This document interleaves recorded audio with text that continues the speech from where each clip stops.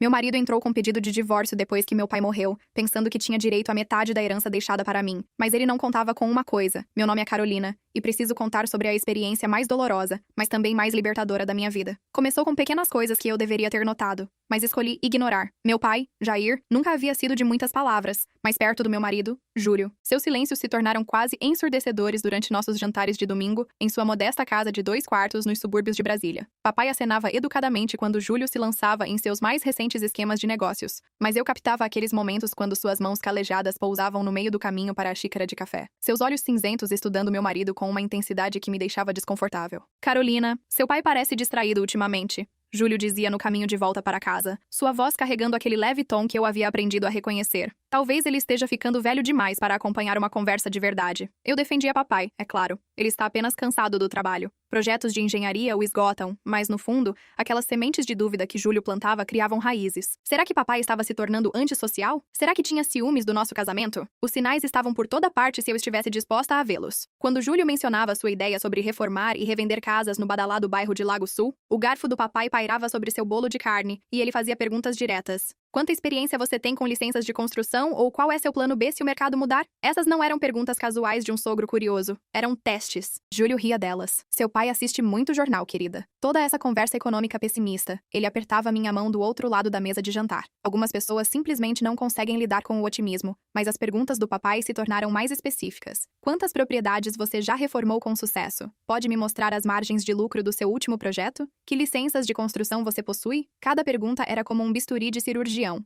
precisa e reveladora. As respostas de Júlio se tornaram cada vez mais vagas, salpicadas de frases como fase de pesquisa de mercado e construindo as parcerias certas. Lembro de uma noite particularmente tensa quando Júlio apareceu usando uma imitação nova de Rolex que havia comprado online. Os olhos do papai se fixaram nele imediatamente. Relógio bonito, ele disse baixinho. Obrigado. Bom olho, Jair. É tudo sobre projetar sucesso, sabe? Os clientes precisam ver que você é sério. Papai acenou lentamente, mas eu o peguei verificando seu próprio modesto Timex, o mesmo que usava há 15 anos. Mais tarde, enquanto recolhíamos os pratos, ele me perguntou em particular: como está a sua conta poupança, querida? Bem, pai. Por que está só verificando? Sua mãe sempre dizia para manter algo reservado. Nunca se sabe. Eu deveria ter escutado. Ele deveria ter prestado atenção na forma como sua mandíbula se contraía sempre que Júlio falava sobre dinheiro, ou como suas perguntas ficavam mais afiadas a cada semana. Papai não estava sendo difícil ou antissocial. Ele estava tentando me proteger de algo que podia ver, mas eu estava cega demais para reconhecer. Aqueles jantares de domingo não eram apenas tempo em família para ele. Eram missões de reconhecimento, coletando informações sobre o homem que havia se casado com sua filha. Olhando para trás,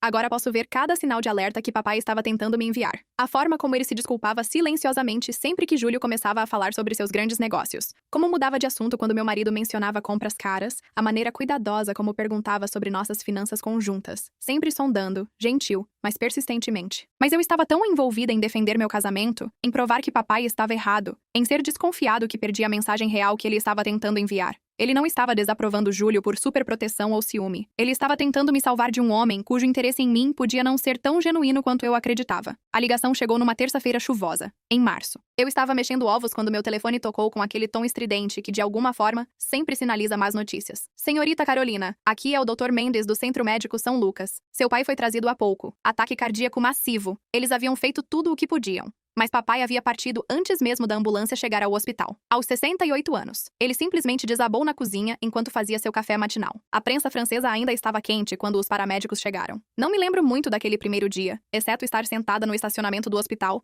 chorando no ombro de Júlio enquanto ele esfregava minhas costas e fazia todos os sons reconfortantes certos. Sinto muito, amor. Ele era um bom homem. Vamos superar isso juntos. Mas mesmo na minha dor, notei como rapidamente Júlio mudou para o modo organizacional. Enquanto eu mal conseguia funcionar, ele já estava fazendo listas, ligando para funerárias, fazendo perguntas práticas sobre os assuntos do papai. Não se preocupe com nada disso, ele continuava dizendo. Eu cuido de tudo na funerária São João. Júlio encantou o diretor com sua atitude de assumir o comando. Queremos algo digno, mas não exagerado, ele disse, apertando minha mão. Jair era um homem prático, então, quase como um pensamento tardio. Ele tinha uma bela coleção de equipamentos de pesca vintage, e aqueles belos relógios antigos, verdadeiras peças de colecionador. O diretor da funerária acenou educadamente, mas sentiu um calafrio estranho. Por que Júlio estava discutindo os pertences do papai com um estranho? Durante o velório, Júlio se misturou sem esforço com os colegas de trabalho e vizinhos do papai, aceitando condolências e compartilhando histórias que eu nunca o havia ouvido contar antes. Jair era como um segundo pai para mim, ele disse à senhora Nakamura da casa ao lado. Passávamos horas conversando sobre suas estratégias de investimento. Mente brilhante para finanças. Isso era novidade para mim. Papai nunca havia mencionado discutir investimentos com Júlio. Na verdade, eu não conseguia me lembrar deles tendo uma conversa particular que durasse mais de 5 minutos. Ele me mostrou sua coleção de equipamentos de pesca mês passado. Júlio continuou para o Sr. Ricardo, da empresa de engenharia do papai. Apenas aqueles carretéis vintage devem valer milhares. E nem me faça comentar sobre aqueles relógios suíços que ele colecionava. Eu encarei meu marido. Papai nunca havia mostrado a Júlio seus equipamentos de pesca ou relógios. Esses eram guardados no armário do quarto dele, itens que ele havia valorizado desde que minha mãe morreu, mas raramente exibia. Como Júlio sabia que eles existiam? Mas a dor tem uma forma de fazer você questionar suas próprias memórias. Talvez eu tivesse esquecido. Talvez papai tivesse mostrado essas coisas para ele quando eu não estava por perto. Talvez eu estivesse apenas sobrecarregada e imaginando problemas onde não existiam. O serviço fúnebre foi lindo. Os colegas de engenharia do papai compartilharam histórias sobre sua precisão, sua liderança silenciosa, sua dedicação a cada projeto. A senhora Nakamura falou sobre como ele havia consertado sua cerca quebrada sem ser solicitado. O senhor Fernando do mercado mencionou como o papai sempre dava gorjeta extra aos jovens empacotadores durante o Natal. Durante tudo isso, Júlio ficou ao meu lado, o perfeito genro enlutado. Ele até fez um discurso tocante sobre a sabedoria e generosidade do papai. As pessoas continuavam me elogiando depois. Você tem um marido maravilhoso. Jair ficaria tão orgulhoso de como ele está cuidando de você. Se elas soubessem que mais tarde naquela noite, enquanto eu estava deitada chorando no meu travesseiro, ouvi Júlio ao telefone na cozinha. Sua voz estava abafada, mas chegava através de nossas paredes finas. Vai levar algumas semanas para organizar tudo, mas pelo que vi definitivamente há valor ali, aos relógios. Então, silêncio seguido de, não, ela ainda não sabe. Melhor deixá-la lamentar primeiro. Eu deveria ter o confrontado ali mesmo. Mas estava exausta,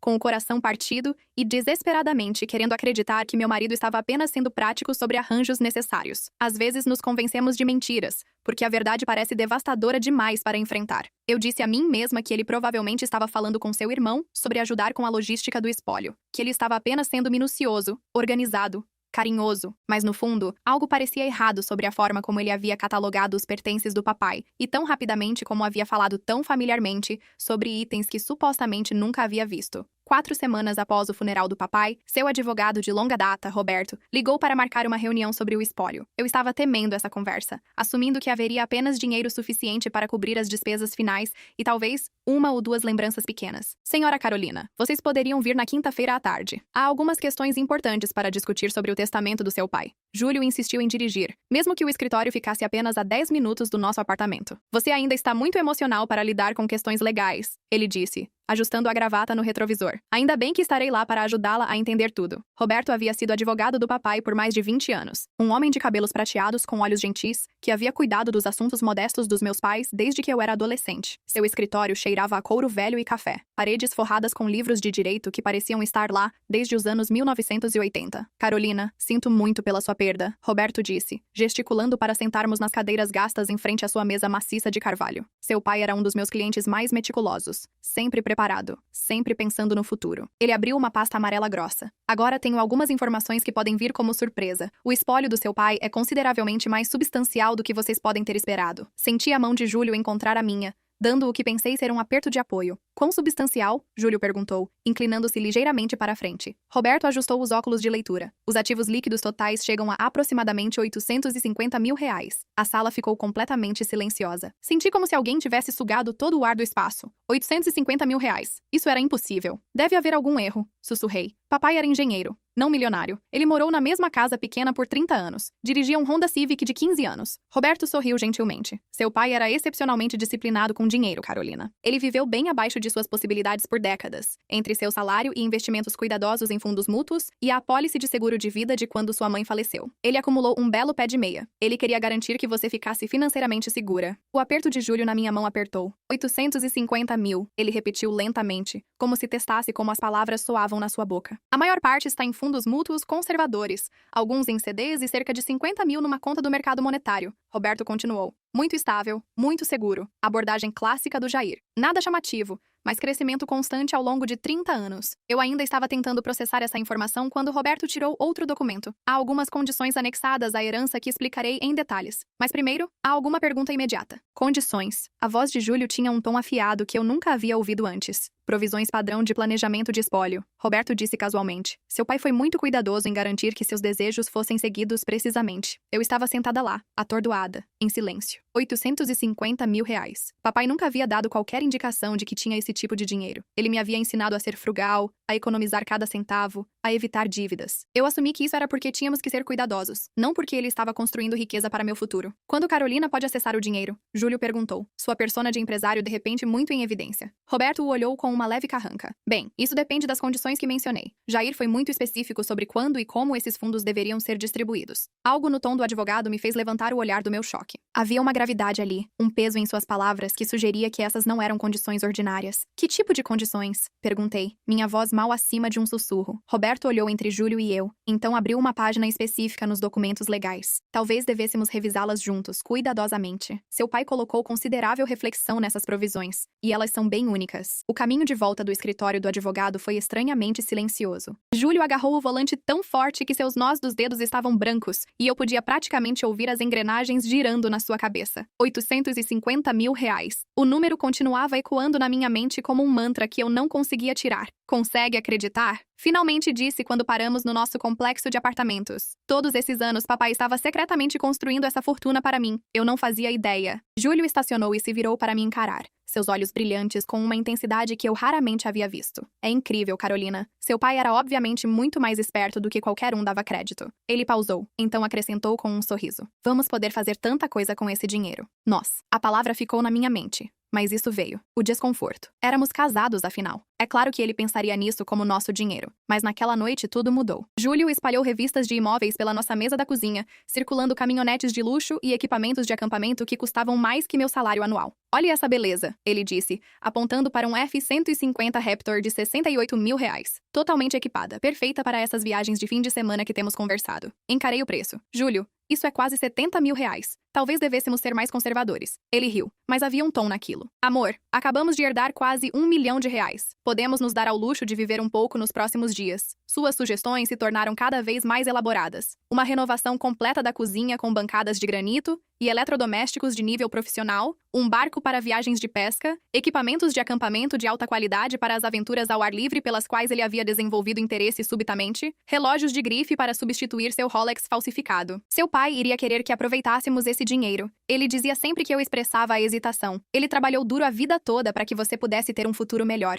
Mas algo parecia errado sobre a forma como Júlio estava planejando gastar as economias de uma vida do papai. Esse não era o homem cuidadoso e prático com quem eu havia me casado 3 anos atrás. Esse era alguém que eu nunca havia visto antes. Impulsivo, exigente, quase ganancioso. Quando eu sugeri que deveríamos investir a maior parte do dinheiro e gastar apenas uma pequena porção, toda a atitude de Júlio mudou. O marido solidário e enlutado desapareceu, substituído por alguém frio e calculista. Você está sendo ridícula, Carolina. Ele explodiu quando mencionei querer manter a maior parte da herança em investimentos seguros, como o papai havia feito. Essa é a nossa chance de realmente construir algo, de melhorar nossas vidas. Construir o que exatamente? Perguntei. Um portfólio imobiliário. Aquele negócio de reformar casas de que tenho falado. Poderíamos comprar 3 ou 4 propriedades, renová-las e dobrar nosso dinheiro em 2 anos. Lembrei a ele que ele nunca havia realmente reformado uma casa, que não tinha experiência em construção, licenças de empreiteiro nem histórico comprovado. Sua resposta foi me acusar de não acreditar nele, de ser negativa e não solidária, assim como meu pai havia sido. As acusações doeram porque eram tão injustas. Papai nunca havia sido não solidário. Ele havia sido cauteloso. Havia uma diferença. Embora eu estivesse apenas começando a entender isso, Júlio começou a tomar decisões unilaterais. Trouxe folhetos para casa sobre pacotes de férias caros para a Costa Rica e Tailândia. Marcou compromissos com revendedores de barcos sem me perguntar. Até deu entrada numa motocicleta, alegando que era só para segurar até podermos acessar o dinheiro da herança. Quando objetei, ele ficou emburrado e retraído. As pequenas gentilezas que haviam tornado o nosso casamento agradável, me trazer café de manhã, perguntar sobre meu dia, segurar mãos enquanto assistíamos TV, tudo desapareceu. Nossas conversas se tornaram focadas apenas em dinheiro e como gastá-lo. Você está agindo como se essa herança fosse algum tipo de fardo em vez de uma bênção, ele disse numa noite, depois que sugeri esperarmos 6 meses antes de fazer qualquer grande compra. Talvez a dor esteja afetando seu julgamento mais do que você percebe. Foi uma coisa cruel de dizer, e revelou algo feio sobre meu marido que eu nunca havia visto antes. A máscara estava escorregando, e por baixo estava alguém que eu não reconhecia. Alguém que viu a morte do meu pai não como uma tragédia, mas como uma oportunidade financeira. A transformação estava completa na 6ª semana após a morte do papai. O homem com quem eu havia me casado, aquele que costumava me trazer flores silvestres das nossas caminhadas noturnas, que esfregava meus pés após longos dias no meu trabalho de contabilidade, que fazia piadas bobas só para me ver sorrir, havia sido substituído por um estranho obcecado em gastar dinheiro que nem mesmo tínhamos acesso ainda. Júlio se tornou cada vez mais agressivo sobre meu egoísmo em relação à herança. Ele trazia o dinheiro em todas as conversas, não importa quão não relacionado fosse o tópico. Se eu mencionasse estar cansada do trabalho, ele diria: bem, uma vez que pegarmos esse dinheiro, você não vai ter que se preocupar com esse emprego sem futuro. Se eu sugerisse ficarmos em casa para jantar em vez de sair, ele responderia com: por que está sendo tão mesquinha quando estamos prestes a ficar ricos? A pior parte era como ele usava a minha dor contra mim. Você não está pensando claramente se tornou sua frase favorita sempre que eu discordava dos seus planos de gastos. Perder seu pai obviamente afetou seu julgamento. Talvez você devesse me deixar cuidar das decisões financeiras por um tempo. Nosso apartamento se tornou uma zona de guerra de ressentimento não falado. Júlio batia armários quando eu entrava na cozinha. Aumentava o volume da TV. Quando eu tentava falar com ele, parou de dizer bom dia ou boa noite, me tratando como uma colega de quarto que mal tolerava em vez de sua esposa. O ponto de ruptura chegou quando descobri que ele havia estado ligando para concessionárias, dizendo a elas que estávamos prestes a receber uma grande herança e perguntando sobre opções de financiamento para veículos caros. Ele havia dado meu nome e número de telefone como compradora. Como você pôde fazer isso sem me perguntar? O confrontei depois que um vendedor da BMW ligou para a nossa casa perguntando quando queríamos agendar um test drive para o X7 de luxo, sobre o qual Júlio havia perguntado. Estava sendo proativo, ele rebateu, organizando as coisas para podermos agir rapidamente, uma vez que o dinheiro chegue. Alguns de nós estão pensando no futuro, em vez de chafurdar no passado. Júlio, meu pai morreu há 2 meses. Ainda estou enlutada e você está nos tentando ajudar a construir um futuro? Ele gritou, seu rosto vermelho de frustração. Mas você está tão presa na mentalidade barata e paranoica do seu pai que não consegue ver as oportunidades na nossa frente. Foi então que soube que algo fundamental havia quebrado no nosso relacionamento. Ele não estava apenas desapontado com o dinheiro. Ele estava bravo comigo por não concordar imediatamente em gastá-lo como ele queria, como se eu lhe devesse algo. O tratamento silencioso começou no dia seguinte. Júlio saía para o trabalho sem dizer tchau.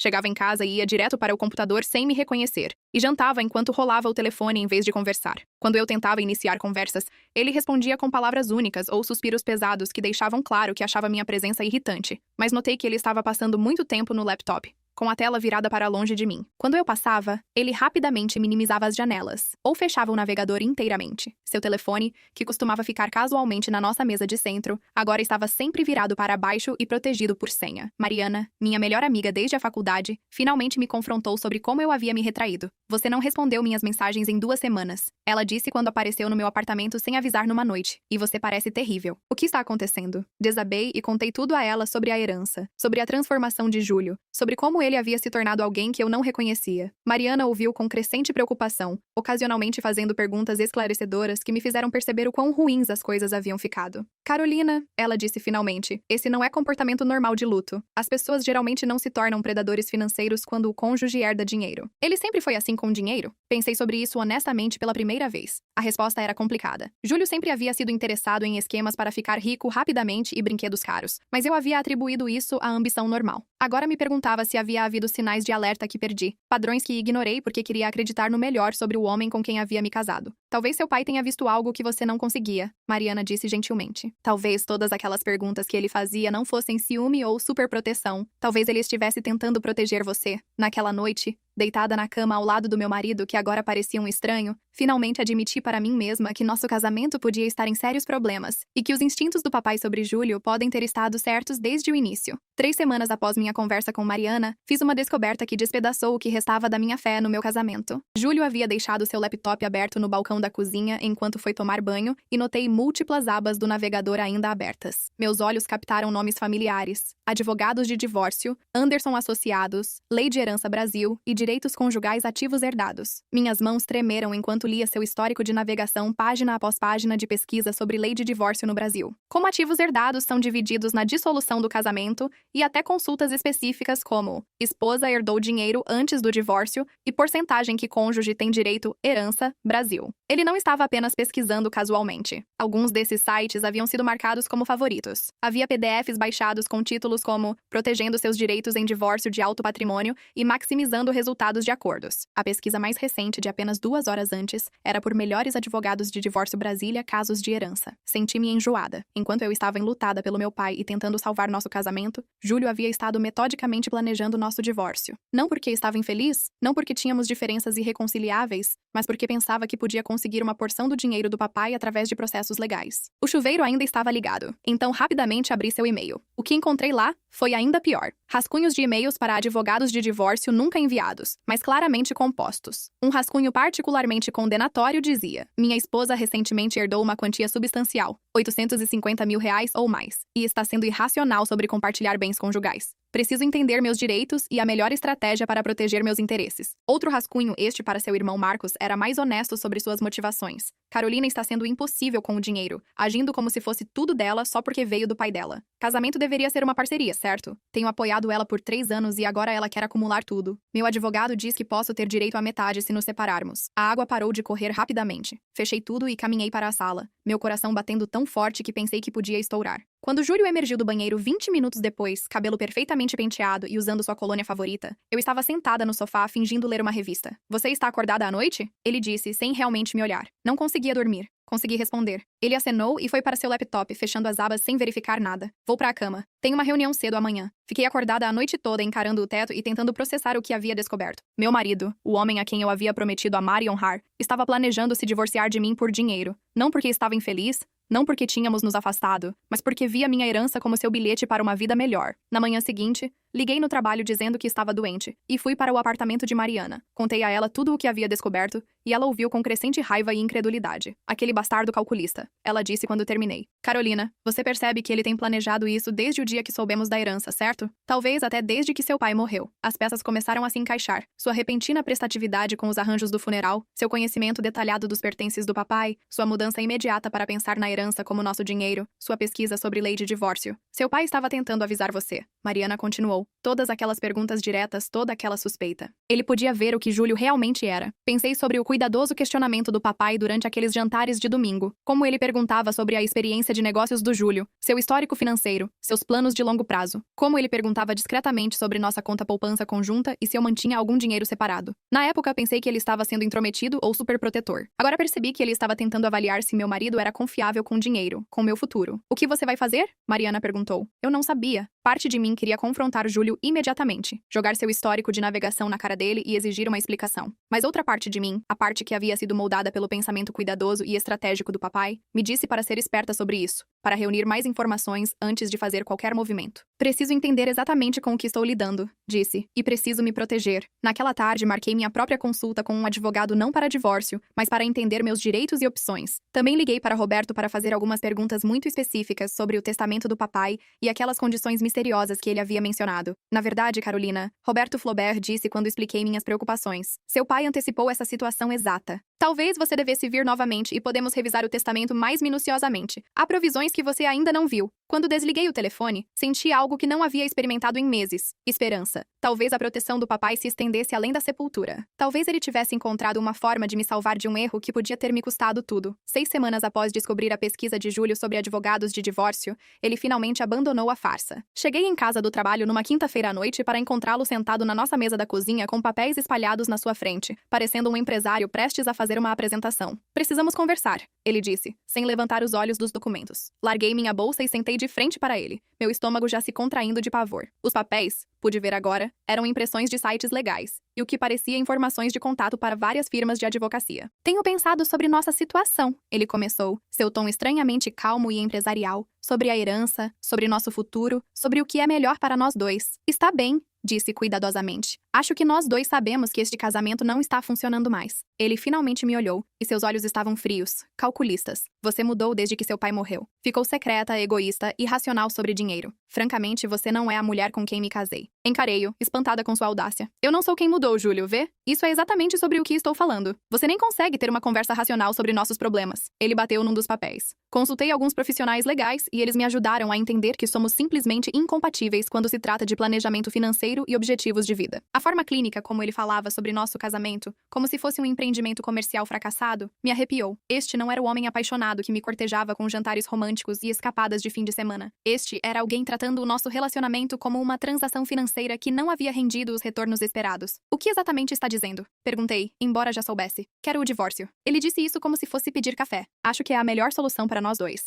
Você pode ficar com o dinheiro do seu pai e ser tão mesquinha com ele quanto quiser. E eu posso encontrar alguém que compartilhe minha visão de construir riqueza e curtir a vida. Assim, do nada, minha voz mal passava de um sussurro. Carolina, seja honesta. Você tem sido feliz nesses últimos meses porque eu não tenho. Toda conversa que temos vira uma discussão sobre dinheiro. Você deixou claro que vê sua herança como só sua. Não algo sobre o qual devêssemos construir nosso futuro juntos. A manipulação era de tirar o fôlego. Ele estava reescrevendo a história para me fazer a vilã, numa história onde ele havia estado tramando o nosso divórcio, para ganho financeiro. Nunca disse que a herança era só minha. Disse que devíamos ser cuidadosos com ela, investi-la sabiamente como meu pai fez. Disse que não devíamos gastá-la em brinquedos caros e empreendimentos arriscados. E esse é exatamente o tipo de pensamento pequeno que está destruindo nosso casamento. Sua voz subiu ligeiramente, a primeira rachadura na sua fachada composta. Seu pai viveu como um avarento a vida toda. Morreu sozinho numa casa minúscula com uma fortuna que nunca aproveitou. É isso que você quer? Se tornar exatamente como ele. Ouvi-lo menosprezar papai. O homem que havia trabalhado sua vida inteira para sustentar sua família, que havia sacrificado seu próprio conforto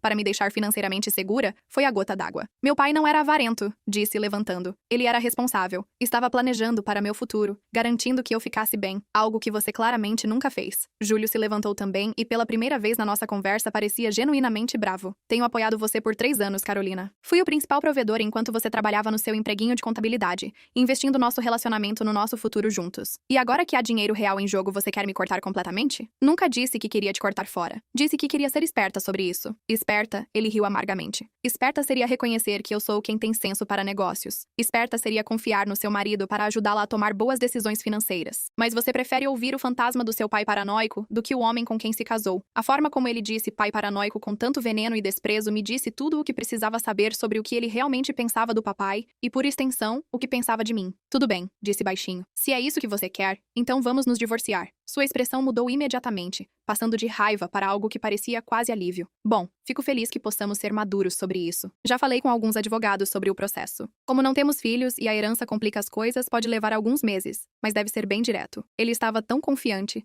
tão certo de que conseguiria um pedaço do dinheiro do papai através do processo de divórcio. Quase senti pena dele. Quase. Uma pergunta, disse enquanto ele juntava seus papéis. Quando você começou a pesquisar advogados de divórcio pela primeira vez, antes ou depois de descobrirmos sobre a herança? Sua pausa foi uma fração longa demais. Não sei o que está insinuando. Não estou insinuando nada. Estou fazendo uma pergunta direta. Nossos problemas começaram muito antes da herança, Carolina. O dinheiro apenas os tornou mais óbvios. Era mentira e nós dois sabíamos, mas não o confrontei. Em vez disso, sorri. O primeiro sorriso genuíno que havia sentido em semanas. Você está certo, disse. Vamos prosseguir com o divórcio. Vou ligar para meu próprio advogado amanhã. Quando Júlio caminhou em direção ao nosso quarto, provavelmente para fazer mais ligações para sua equipe legal, senti algo inesperado. Liberdade. Pela primeira vez em meses, sabia exatamente onde estava e exatamente o que precisava fazer. Na manhã seguinte, liguei para Roberto e disse que precisava ver os documentos completos da herança imediatamente. Havia uma urgência na minha voz que deve tê-lo preocupado porque ele cancelou sua agenda e concordou em me encontrar naquela tarde. Antes de continuarmos, disse assim que me sentei no escritório dele. Preciso saber sobre essas condições que você mencionou. Todas elas. Meu marido quer divórcio e suspeito que esteja relacionado ao dinheiro. Roberto tirou o arquivo grosso do papai e o abriu numa seção marcada com abas vermelhas. Seu pai foi muito explícito sobre querer proteger você, Carolina. Ele veio me ver cerca de 8 meses antes de falecer, com algumas preocupações muito específicas sobre seu casamento. Meu coração parou. Que tipo de preocupações? Ele nunca disse nada diretamente negativo sobre Júlio, mas fez muitas perguntas sobre proteção de ativos no caso de divórcio. Ele queria garantir que se algo acontecesse com ele, as economias de sua vida não acabassem nas mãos erradas. Roberto tirou um documento que eu nunca havia visto antes, várias páginas de texto legal denso com a assinatura do papai no final. Essa é uma provisão de trust suplementar que governa sua herança. A estrutura básica é esta. Você só pode acessar a herança completa sob 2 condições específicas. Ele ajustou os óculos e leu diretamente do documento. Condição 1. Você permanece solteira por 1 ano completo após a morte do seu pai. Condição 2. Se estiver casada no momento da morte dele, deve estar legalmente divorciada e solteira por no mínimo 6 meses antes do trust liberar os fundos. Encareio, minha mente correndo. O que acontece se eu permanecer casada? A herança inteira vai para a Fundação de Veteranos Deficientes do Brasil. Cada centavo. Seu pai foi muito claro que o dinheiro deveria ajudar pessoas que realmente precisam, em vez de potencialmente permitir alguém que ele considerava não confiável. A sala girou ligeiramente quando as implicações me atingiram. Papai havia essencialmente criado um teste. Se Júlio realmente me amasse, ele quereria que eu permanecesse casada independentemente do dinheiro. Se ele só estava interessado na herança, pressionaria pelo divórcio e não ganharia nada. Ele sabia, sussurrei. De alguma forma, ele sabia que isso aconteceria. Roberto acenou gravemente. Seu pai passou meses elaborando essa provisão. Consultou múltiplos advogados para garantir que fosse legalmente à prova de balas. Ele me disse que esperava estar errado sobre suas suspeitas, mas se não estivesse, queria garantir que você estaria protegida. Júlio sabe sobre essas condições? Não a menos que você tenha contado a ele. A leitura básica do testamento que fizemos apenas cobriu a existência da herança e mencionou que havia condições. Os detalhes específicos deveriam ser revelados apenas para você, e apenas se certas circunstâncias surgissem. Roberto se inclinou para a frente. Carolina, seu marido tem pressionado você sobre o dinheiro? Contei tudo a ele sobre a transformação de Júlio. Seus planos elaborados de gastos, sua pesquisa sobre advogados de divórcio, seu ultimato. Roberto a ouviu com a expressão de alguém que havia visto esse padrão antes. Seu pai antecipou exatamente esse cenário. Ele disse quando terminei. Ele até escreveu uma carta para você para ser aberta apenas se você pedisse para ver as condições completas do trust. Ele tirou um envelope lacrado com meu nome escrito na caligrafia cuidadosa do papai. Com dedos trêmulos o abri. A voz do papai parecia falar da página. Minha querida Carolina, se está lendo isso, significa que meus piores temores sobre Júlio se tornaram realidade. Rezo para estar errado, mas se ele mostrou suas verdadeiras cores depois de saber sobre essa herança, então você precisa saber algo. Amor verdadeiro não vem com etiquetas de preço. Um homem que realmente te ama nunca veria a morte do seu pai como uma oportunidade financeira. Passei minha vida inteira trabalhando para sustentar você, e que me condenem se deixar alguém usar minha morte para tirar vantagem da minha filha. O dinheiro é seu, querida, mas apenas quando estiver livre de qualquer um que possa querê-lo mais do que te quer. Confie em si mesma. Confie nos seus instintos e lembre-se de que, às vezes, a coisa mais amorosa que um pai pode fazer é proteger sua filha do seu próprio coração generoso. Te amo sempre, papai. Lágrimas escorreram pelo meu rosto enquanto dobrava a carta. Papai sabia. Ele havia visto através do charme do Júlio e descoberto o oportunista por baixo. Todas aquelas perguntas diretas, toda aquela aparente desaprovação havia sido amor. Amor puro e protetor. Então, se eu me divorciar, disse enxugando os olhos, recebo a herança completa depois de 6 meses de solteira. Correto. E Júlio, como seu ex-marido, não teria direito legal a nada disso, já que nunca foi tecnicamente seu durante o casamento. O trust possui o dinheiro até as condições serem atendidas. Comecei a rir não de humor, mas da simplicidade brilhante do plano do papai. Júlio pensava que estava me manipulando para um divórcio que lhe daria acesso ao dinheiro. Em vez disso, estava caminhando diretamente para uma armadilha que o deixaria sem nada. Senhor Roberto, disse, preciso que prepare os papéis do divórcio, e quero garantir que Júlio entenda exatamente o que está desistindo. Esperei até o momento perfeito para revelar a verdade para Júlio. Ele havia estado presunçosamente confiante por 3 dias, desde nossa conversa sobre divórcio, fazendo ligações para advogados e até olhando apartamentos online. Claramente pensava que havia me superado, que sua pesquisa e planejamento renderiam um acordo substancial. A oportunidade chegou quando ele trouxe para casa uma garrafa de champanhe. Caro Dom Perignon, que custava mais que nosso orçamento semanal de compras. Qual é a ocasião? Perguntei, embora tivesse uma sensação ruim de que já sabia. Falei com a firma Norton. Eles estão confiantes sobre nosso caso. Aparentemente, a lei brasileira é bem favorável quando se trata de divisão de bens, mesmo com dinheiro herdado. Ele serviu 2 taças e me ofereceu uma. Aqui está para novos começos e liberdade financeira. Aceitei a taça, mas não bebi antes de brindarmos a algo que você deveria saber sobre a herança. Alguns detalhes que o Sr. Roberto não compartilhou durante nossa primeira reunião. O sorriso de Júlio vacilou ligeiramente. Que tipo de detalhes? Tirei os documentos do traste que havia pego com Roberto. Acontece que papai foi mais minucioso do que qualquer um de nós percebeu. A herança não é realmente minha. Ainda está retida num trust com condições muito específicas. Que condições? Sua voz tinha um tom agudo. Agora só posso acessar o dinheiro se estiver solteira. Ou tenho que permanecer não casada por 1 ano após a morte do papai, ou se estava casada quando ele morreu, tenho que me divorciar e ficar solteira por 6 meses. Coloquei os papéis legais na mesa entre nós. Se permanecer casada, cada centavo vai para uma caridade de veteranos. A taça de champanhe escorregou da mão de Júlio, se despedaçando no chão da cozinha. O vinho caro se espalhou pelo linóleo como uma mancha dourada. Isso é impossível, ele sussurrou. Está tudo aqui em preto e branco. Papai estabeleceu o trust 8 meses antes de morrer. Aparentemente, ele tinha preocupações sobre meu casamento. Encontrei seus olhos firmemente. Especificamente preocupações sobre você. O rosto de Júlio passou por várias emoções em rápida sucessão. Incredulidade, raiva, cálculo e, finalmente, pânico. Mas isso significa que nosso divórcio não vai te dar nada. Na verdade, permanecer casado também não vai te dar nada. O dinheiro nunca foi legalmente meu para compartilhar.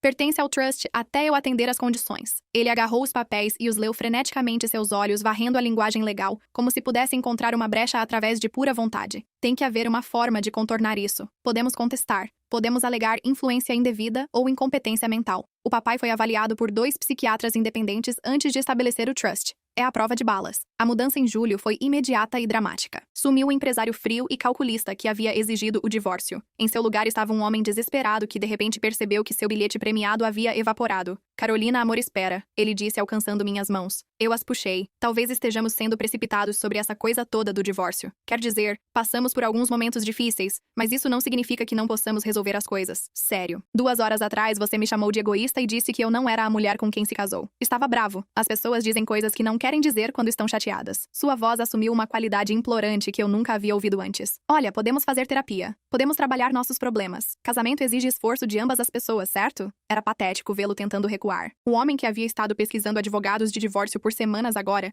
estava desesperadamente tentando salvar um casamento que havia acabado de declarar morto. E todas aquelas coisas que você disse sobre meu pai, sobre ele ser paranoico e mesquinho. Eu também estava enlutado, Carolina. Disse coisas que não queria dizer. Seu pai era um bom homem, um homem inteligente, talvez inteligente demais para seu próprio bem. Ele riu nervosamente. Acho que ele realmente sabia como proteger sua filha. Sim, ele sabia. Júlio passou a próxima hora tentando todas as táticas de manipulação do seu arsenal. Pediu desculpas profusamente pelo seu comportamento. Prometeu ser mais solidário e compreensivo. Sugeriu que poderíamos usar o dinheiro da herança para trabalho de caridade para ajudar pessoas menos afortunadas que nós. Até trouxe à tona começar uma família alegando que ter filhos nos aproximaria. Mas era tarde demais. Eu havia visto por trás da máscara e não havia volta. A questão é, Júlio, disse finalmente. Mesmo que eu quisesse me reconciliar, não acho que poderia confiar em você novamente. Você passou semanas planejando nosso divórcio em segredo. Pesquisou como conseguir dinheiro que nem mesmo era meu, tratou a morte do meu pai e minha herança como uma oportunidade de negócio. Isso não é justo. Você o chamou de paranoico por tentar me proteger. Mas ele estava certo, não estava? Ele viu exatamente o que você era. A última tentativa de Júlio foi apelar para a nossa história. Juntos tivemos bons momentos, Carolina. Lembra daquele fim de semana que passamos na praia? Lembra como éramos felizes quando nos casamos pela primeira vez? Isso era real. Essa coisa do dinheiro envenenou tudo.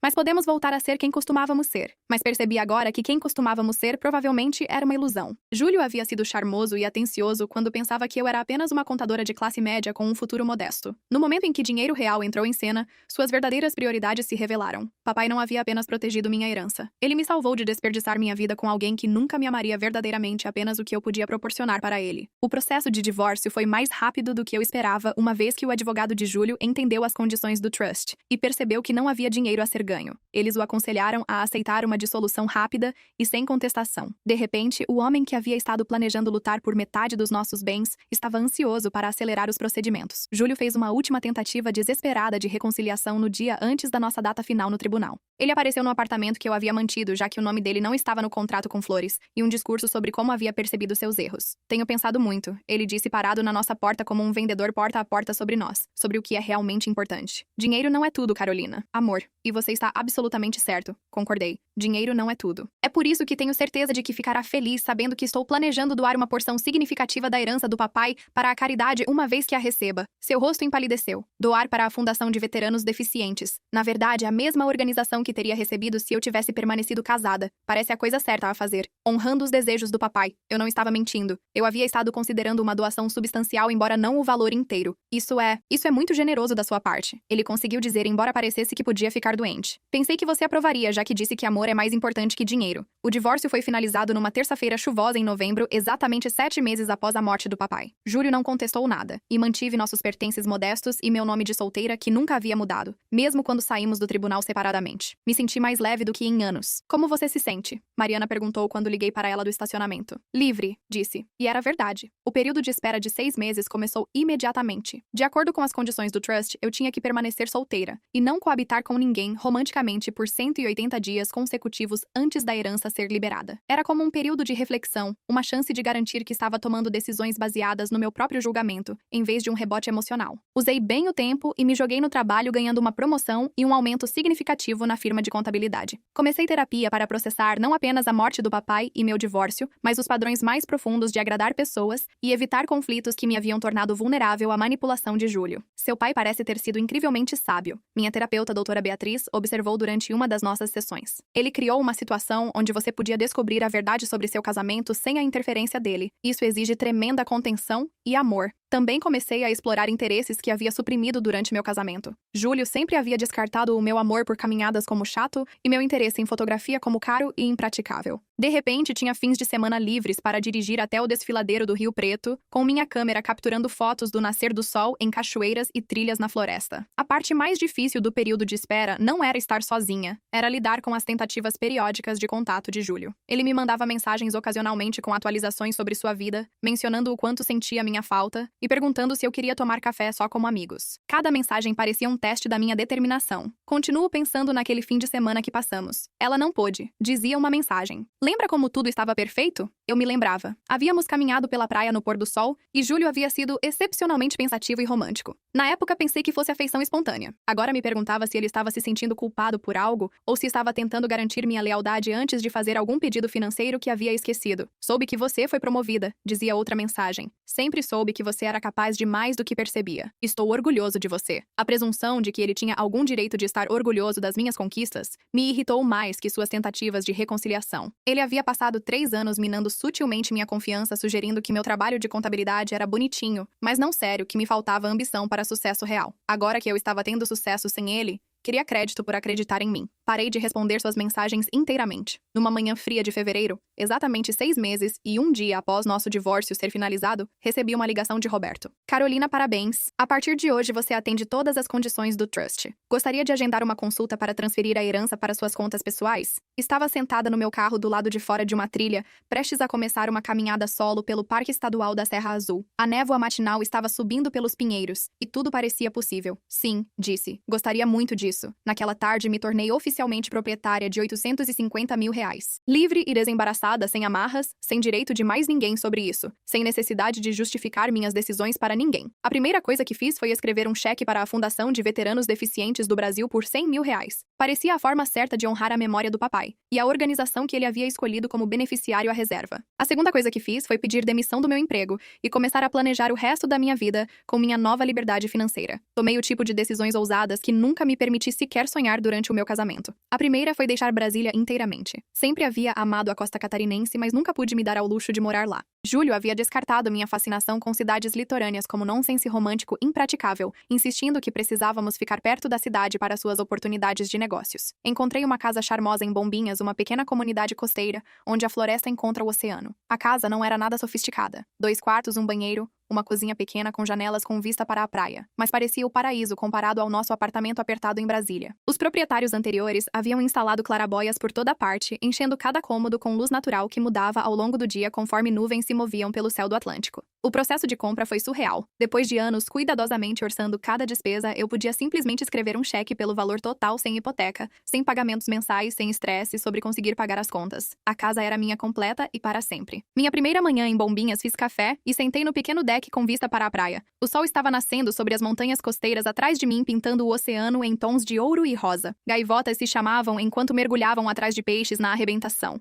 Foi o momento mais pacífico que experimentei desde a morte do papai. Naquela mesma semana, visitei o abrigo de animais local. Sempre quis cachorros, mas Júlio alegava ser alérgico e se recusava a sequer discutir o assunto. Cachorros são caros, bagunçados e te prendem, ele dizia sempre que eu trazia o assunto. Podemos viajar mais livremente sem bichos de estimação. No abrigo de animais de Santa Catarina, conheci Luna e Max, um par de cães de resgate que vinham juntas e que haviam sido entregues quando seu dono idoso se mudou para uma casa de repouso. Luna era uma mistura gentil de Golden Retriever com pelos grisalhos ao redor do focinho, e Max era um bicho animado cuja cauda nunca parava de abanar. Eles estavam no abrigo há 3 meses porque a maioria das pessoas queria filhotes não cães idosos com necessidades médicas. Eles bem como um pacote, a voluntária me avisou. Luna tem artrite e precisa de medicação diária, e Max é diabético e requer injeções de insulina 2 vezes por dia. Tudo bem, disse, já me apaixonando por seus rostos doces e esperançosos. Tenho tempo para cuidar deles direito. Trazer Luna e Max para casa encheu a casa com um calor e energia que não sabia que estava perdendo. Eles me seguiam de cômodo em cômodo, gratos por atenção e carinho. Max reivindicou o lugar ensolarado perto da janela da cozinha como seu local favorito para cochilar, enquanto Luna preferia o tapete da sala,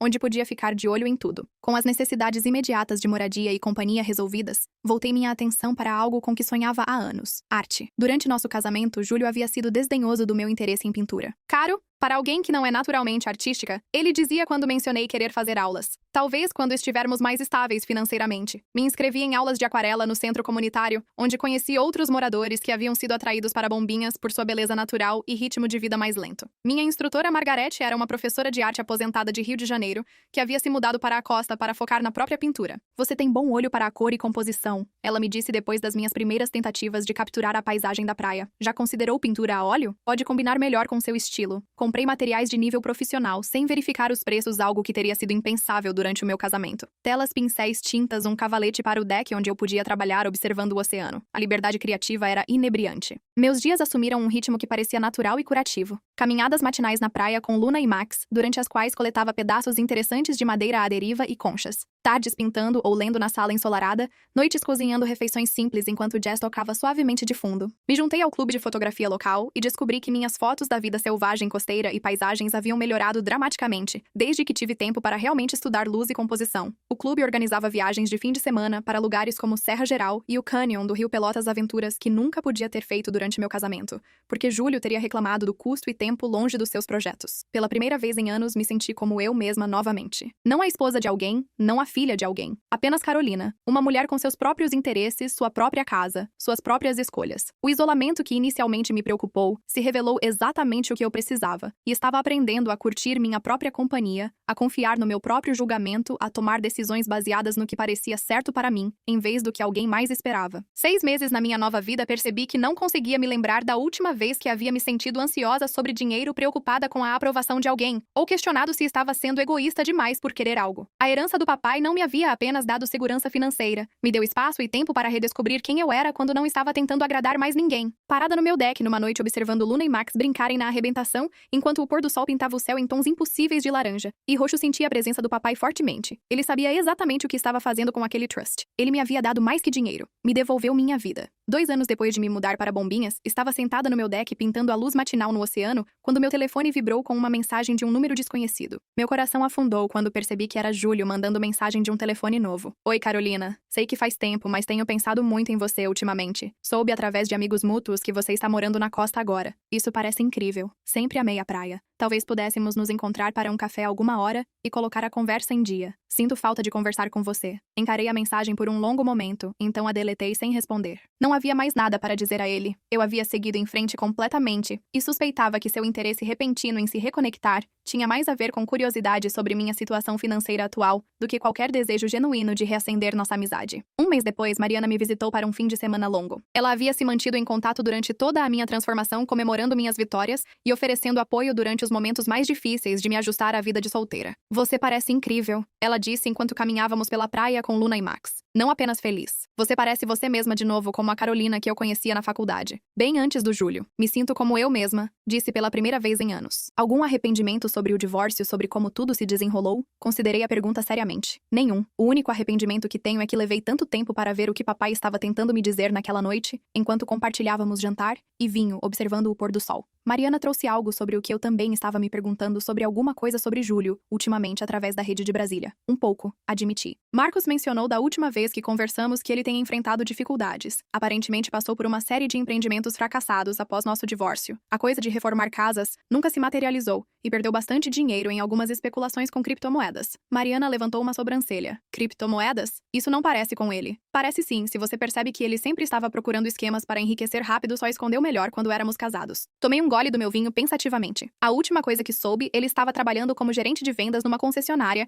e morando num apartamento-estúdio. Senti pena dele. Às vezes disse honestamente. Mas aí me lembro de como ele me tratou durante aqueles últimos meses do nosso casamento, como planejou o nosso divórcio pelas minhas costas, como falou sobre papai. Balancei a cabeça. Ele fez suas escolhas. O que não contei para Mariana foi que Júlio havia realmente tentado me contatar várias vezes ao longo dos 2 anos passados. Mensagens de aniversário, cumprimentos de feriados, atualizações ocasionais sobre sua vida que pareciam expedições de pesca para ver como eu estava indo financeiramente. Cada mensagem revelava a mesma coisa. Ele ainda estava pensando no dinheiro ao qual havia perdido acesso. Ainda se perguntando se podia haver alguma forma de voltar para minha vida, e por extensão, minha herança. A mensagem mais reveladora havia chegado há 6 meses atrás. Tenho feito muito crescimento e autorreflexão desde nosso divórcio. Percebo agora como lidei mal com tudo sobre a herança do seu pai. Eu também estava enlutado e cometi erros. Se alguma vez estiver aberta para conversar, adoraria a chance de me desculpar apropriadamente e talvez trabalhar para sermos amigos novamente. Foi o mais perto que ele chegou de admitir o que havia feito. Mas mesmo esse pedido de desculpas era calculado e interesseiro. Ele não estava arrependido de me magoar. Estava arrependido de perder acesso ao dinheiro. 3 anos após a morte do papai no aniversário do seu falecimento, visitei seu túmulo em Brasília. Fazia essa peregrinação todo ano trazendo flores frescas e passando o tempo conversando com ele sobre como minha vida havia evoluído. Finalmente entendo o que você estava tentando fazer, disse arranjando os narcisos que ele sempre amou perto da lápide. Você não estava apenas protegendo o dinheiro. Estava me protegendo de me contentar com alguém que não me amava realmente. O vento sussurrou através dos carvalhos antigos no cemitério, e por um momento quase pude ouvir sua voz. Você merece melhor que isso, querida. Sempre mereceu. Estou feliz, papai. Continuei. Realmente, genuinamente feliz. Tenho uma casa que amo o trabalho, que me realiza amigos que me valorizam por quem sou. Estou aprendendo a pintar.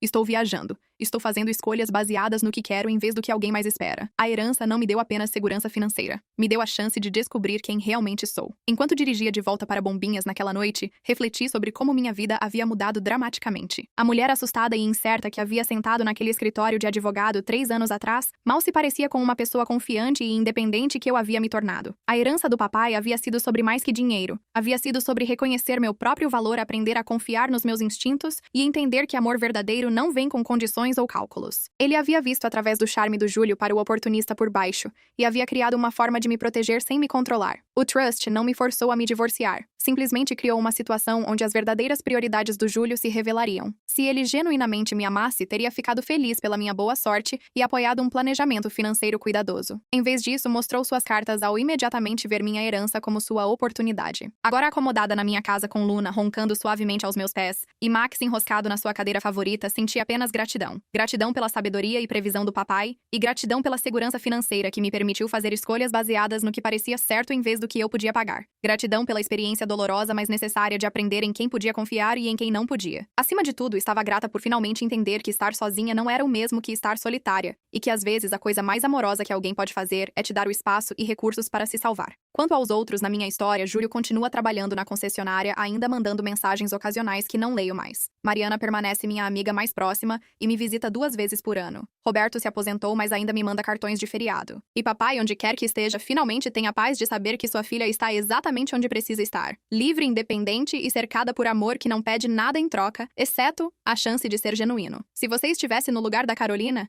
teria coragem de pedir o divórcio mesmo sabendo que podia perder tudo? Deixe nos comentários se você também iria embora depois de descobrir uma traição de interesse, curta o vídeo e se inscreva para ouvir mais histórias assim.